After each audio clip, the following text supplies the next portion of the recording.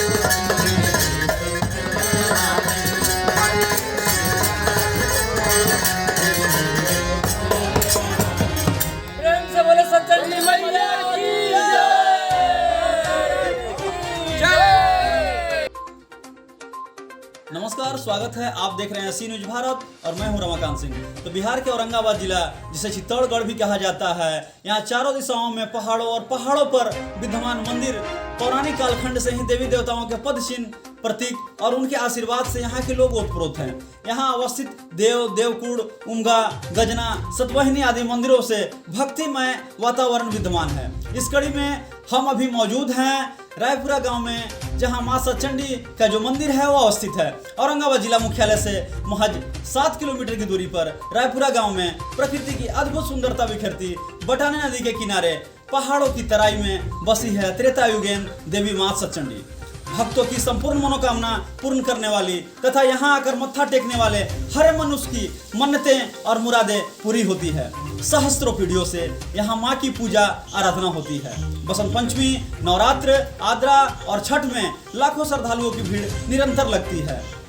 सतचंडी मंदिर का महत्व जिले ही नहीं बल्कि पूरे भारतवर्ष में इनकी प्रसिद्धि के चर्चे हैं। इनकी कथा का जिक्र देवी भागवत पुराण में भी उल्लेखित है। यहाँ आने का मार्ग जो है वो काफ़ी सुगम है। औरंगाबाद जिले बस स्टैंड से महाराणा प्रताप चौक होते हुए जसोइया मोड़ के बाएं भरथौली और एक रायपुरा गांव जो है वो मां सतचंडी का जो दरबार है वहाँ आने को जोड़ती है।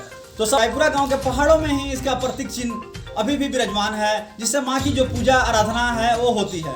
माता सती के 108 खंडों में से अगर एक खंडपीठ यहाँ विराजमान है तो आप समझ सकते हैं कि यहाँ आने वाले हर भक्तों की माता पर कितनी कृपा रहती है। और भक्तों का अटूट विश्वास के कारण लगातार सुबह शाम भगवान का भजन कीर्तन पूजन आरती प्रसाद और जय मां सतखंडी के उद्घोष से सुशोभित होता है।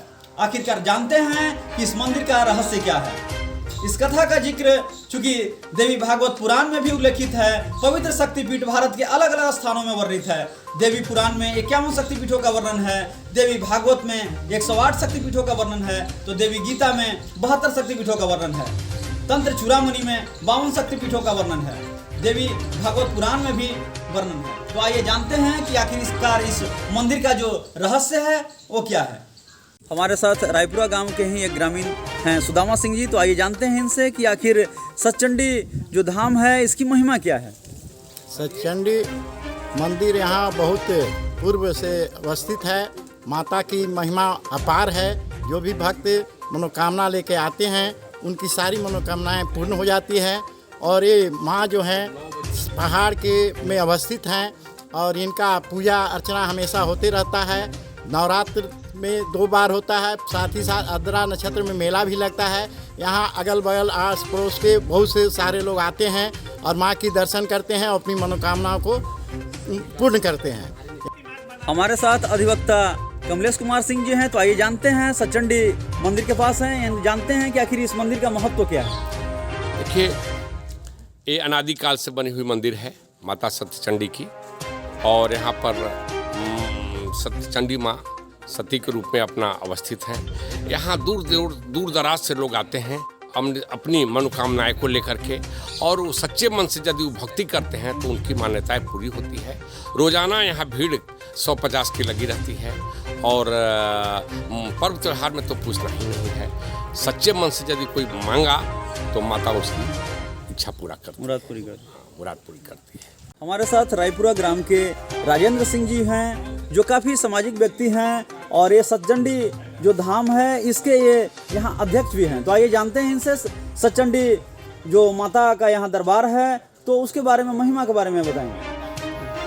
सतचंडी धाम के बारे में कहा जाता है कि बटाने नदी के बगल में, वेद में भी ऐसा वर्णन है कि माता जी का हाथ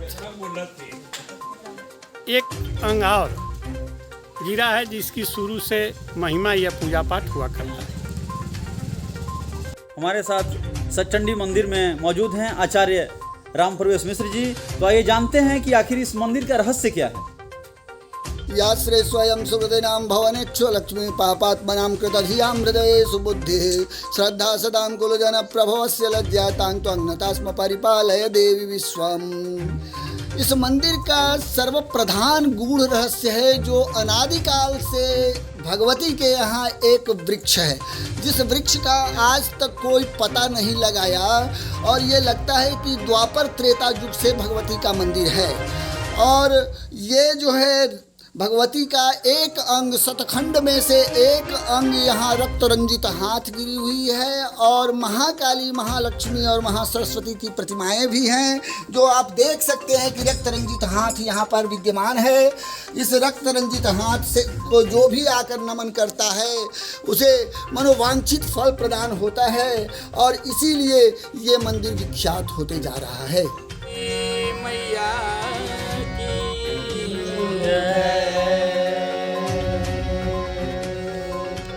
हर महिमा पार सतचंडी नाते, हर महिमा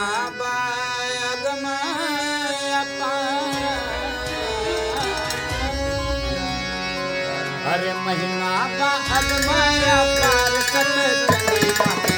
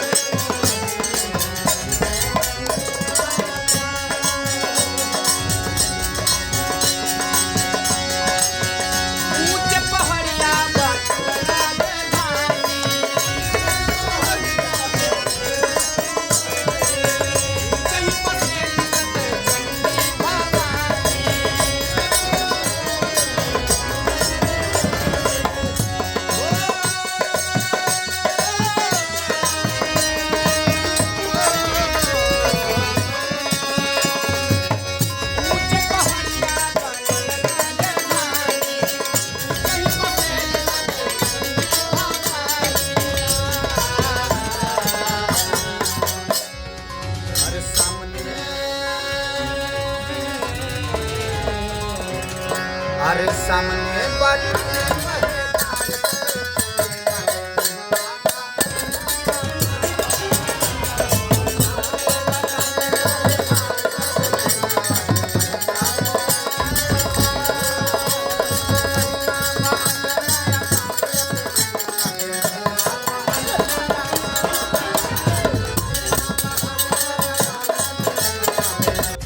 मंदिर के मुख्य पुजारी जय श्रीकांत मिश्र ने बताया कि अनादिकाल पहले राजा दक्ष अपने यहाँ यज्ञ करा रहे थे, जिसमें उन्होंने अपने जमाई भगवान शंकर को आमंत्रित नहीं किया था। इससे नाराज होकर अपने पिता दक्ष के यहाँ जाकर माँ सती उन्हें भला बुरा कह रही थी। तभी पिता दक्ष के द्वारा माँ सती के सामने ही भगवान शंकर को भला बुरा कह अपमानित किया गया, जिससे खुद को अपमानित होते समझ माँ सती अग्नि कुंड में कूद गई। जिसके बाद क्रोधित होकर भगवान शंकर माँ सती के अपने कंधे पर लेकर तीनों लोकों में तांडव करने लगे, जिससे चारों तरफ हाहाकार का माहौल बन गया और देवगण भगवान विष्णु से तीनों लोगों को बचाने की प्रार्थना करने लगे।